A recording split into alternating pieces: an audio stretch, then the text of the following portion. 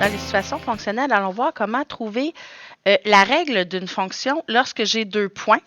Et donc, quand j'ai pas le B, donc je dois absolument trouver le taux de variation A, toujours avec la formule Y2 moins Y1 sur X2 moins X1. Ensuite, je dois trouver le B. Donc, s'il est pas, même chose s'il n'est pas donné dans une table de valeur ou dans un graphique, je dois le calculer.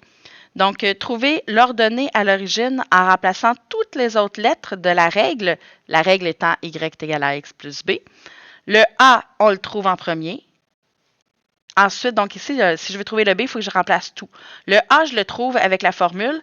Et le X et le Y, ben, je prends un des points connus et je remplace le X et le Y qui vont ensemble de ce point, puis j'isole le B. Allons voir ce que ça veut dire à la page suivante, ici. Alors, numéro 1. Trouve la règle de la droite qui passe par le point 2, 40 et qui a une ordonnée à l'origine égale à 10. Alors là, ici, j'ai bien dit que ça me prend 2 points. J'ai un point ici. Mon deuxième point, il est peut-être pas clair, mais ici, on me dit bien l'ordonnée à l'origine. L'ordonnée à l'origine, c'est la valeur du Y lorsque X vaut 0. Alors, c'est quand X vaut 0 que vaut 10. Alors, quand j'ai l'ordonnée à l'origine, j'ai un point. Alors, ici, mon point, justement, c'est l'ordonnée à l'origine. Alors, on me dit 1, trouver le taux de variation. 1, je vais trouver le taux de variation. Pour ça, je vais prendre la formule A est égal à Y2 moins Y1 sur X2 moins X1. Et je remplace. Si j'ai de la difficulté à trouver mes X1, Y2, etc., ben, je peux les écrire en dessous de mes points. Pour savoir lequel est le point 1 et lequel est le point 2, c'est le point qui commence le plus à gauche, donc celui qui a le plus petit x. Alors, lui, c'est mon point 1 et lui, c'est mon point 2, puisque le x vaut 0 et le x vaut 2. Alors ici, ça va être mon x2, y2, x1, y1. Alors, je les remplace. y2, y du point 2, 40. Moins y du point 1, 10. Sur x du point 2, 2. Moins x du point 1, 0. Je calcule. 40 moins 10, ça me donne 30. 2 moins 0, ça me donne 2. A est égal à 15. J'ai trouvé mon A. Ensuite, on me dit, une fois que tu as trouvé ton point A, trouver l'ordonnée à l'origine en remplaçant toutes les autres lettres dans la règle. Alors, deuxième chose à faire, 2, trouver l'ordonnée à l'origine. Ici, je n'ai pas de point place à cause du point 1. Donc, trouver l'ordonnée à l'origine, je prends ma règle. Y est égal à AX plus B. Le A, je l'ai trouvé ici, c'est 15. Et le X et l'Y, je dois le remplacer parce que je veux trouver B. Il faut que j'ai tout le reste qui soit en nombre. Alors, j'ai 2 points. J'ai le point 0,10 et le point 2,40. Fait que, disons que je vais prendre le point 1. Si je prends le point 1, ça veut dire que le Y vaut 10. Hein? Ça, c'est X, ça, c'est Y. Donc, quand le Y vaut 10, le A, c'est 15. Et le X, ici, qui va avec le Y qui est là, c'est 0. Donc, fois 0, plus B. Et là, je vais isoler mon B. Mais avant de faire ça, je suis capable de calculer toujours ici. Alors, 15 fois 0, ben, ça me fait 0. Fait que j'écris pas, ça fait 0 plus B. Donc, ça me fait B. Avec l'ordonnée à l'origine, ça va bien le calculer. Si j'avais choisi, donc, ou, donc pas besoin de le faire, mais je vais le faire pour vous, ou j'aurais pu, en 2, pour trouver l'ordonnée à l'origine, ordonnée, j'aurais pu toujours prendre Y est égal à AX plus B, mais j'aurais pu prendre le point 2. Alors, j'aurais pris le Y 40, le A toujours 15, fois X qui est le point 2, excusez le 2 comme abscisse, plus B.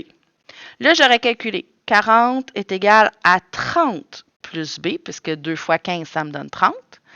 Et là, si je veux mon B, bien, il faut que j'élimine le 30. Donc, je vais faire moins 30 à droite, moins 30 à gauche. 10 égale B. J'arrive à la même réponse. C'est un ou l'autre, pas besoin de faire les deux. Ça, c'est avec le point 1. Ça, c'est avec le point 2.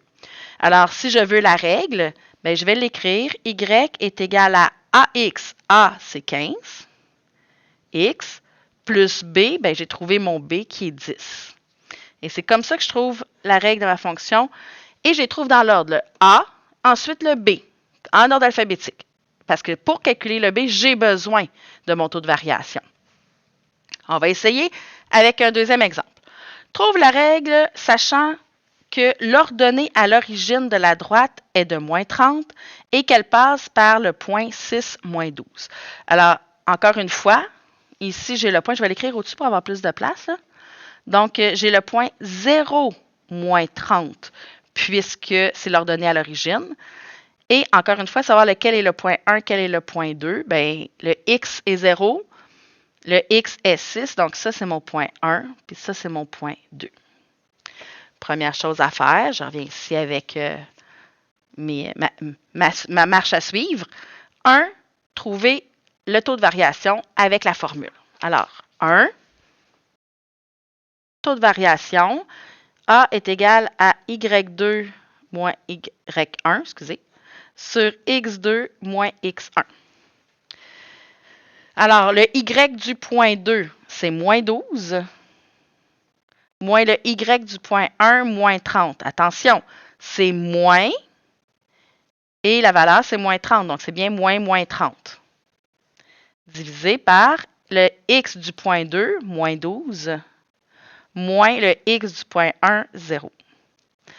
Alors, ça fait moins 12 plus 30, parce que moins, ça fait plus, ça va me faire 18. Et moins 12 moins 0, moins 12.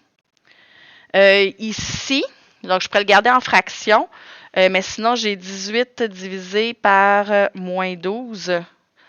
Ça me fait 1,5, moins 1,5 parce que j'ai pitonné à l'envers. Donc, ça va me donner 1,5 pour, moins 1,5, excusez, pour le A. A est égal à moins 1,5. Dans ma marche à suivre, après avoir fait le A, je vais en ordre alphabétique, je fais le B. Comment je fais le B? J'écris ma règle et je remplace tout, sauf le B, pour pouvoir le trouver sa valeur. Alors, 2, ordonnée, origine. Y est égal à AX plus B. Le A, je l'ai trouvé, fait qu'il faut que je prenne un X puis un Y. Soit que je prends le point 2, soit je prends le point 1. On a vu tantôt que quand je l'ordonnée à l'origine, c'est quand même intéressant d'utiliser 0. Fait que je vais prendre le point 1. Quand Y vaut moins 30, le taux de variation est de moins 1,5 fois l'ordonnée, l'abscisse ici qui va avec le moins 30, c'est 0, plus le B que je cherche. Alors, je vais isoler mon B, je suis capable de calculer. Moins 30 est égal à moins 1,5 fois 0, ce qui donne 0. 0 plus B, ça me donne B. Alors, j'ai trouvé que mon B est égal à moins 30. Une fois que j'ai mon A et mon B, je peux écrire ma règle. Y est égal à A, moins 1,5 X, plus B, ben, je ne vais pas écrire plus moins 30, fait que je vais juste écrire moins 30. Alors, ma règle, elle est ici. Et je sais que, vu que mon taux de variation est négatif, ça me ferait un graphique qui descend. Et déjà, il part à moins 30, donc il serait dans le cadran 4. On me pose une question pour ce numéro-là. Trouve la valeur de x. X est égal à point d'interrogation. Lorsque y est égal à 30, ben, j'utilise ma règle. Y est égal à moins 1,5x moins 30. Et je remplace le y par 30. 30 est égal à moins 1,5x que je cherche, moins 30. Je veux isoler le x, fait qu'il faut que j'élimine moins fois moins 1,5 et moins 30. Je fais l'opération inverse dans l'ordre inverse de la priorité des opérations. Donc, pour éliminer moins 30, je vais faire plus 30. Ici, 60 est égal à moins 1,5x. Maintenant, je vais éliminer fois moins 1,5. Hein. C'est bien une multiplication qu'il y a entre le nombre que je veux éliminer et x. Alors, je vais diviser par moins 1,5. Si je le fais à droite, je le fais à gauche. Alors, si je fais 60 divisé par 1,5 négatif, ça va me donner moins 40. Alors, x vaut moins 40 lorsque y vaut 30. Numéro 3. Ça reste 1. Oups, excusez. Le poids d'une boîte vide de bonbons est de 25 grammes. Lorsqu'elle contient 12 bonbons, son poids est de 34,6 grammes. Bien là, comment ça? Je suis dans la section trouver une règle à partir de 2 points. Ça veut-tu dire qu'en quelque part là-dedans, je peux trouver 2 points? Probablement. Donc ici, on me dit quand le poids d'une boîte vide est de 25 grammes. Et là, on me parle du nombre de bonbons et du gramme. Donc, les deux choses qui sont en relation, c'est le nombre de bonbons et le poids de ma boîte de bonbons. Ah, OK. Là, ça veut dire que quand j'ai 0 bonbons,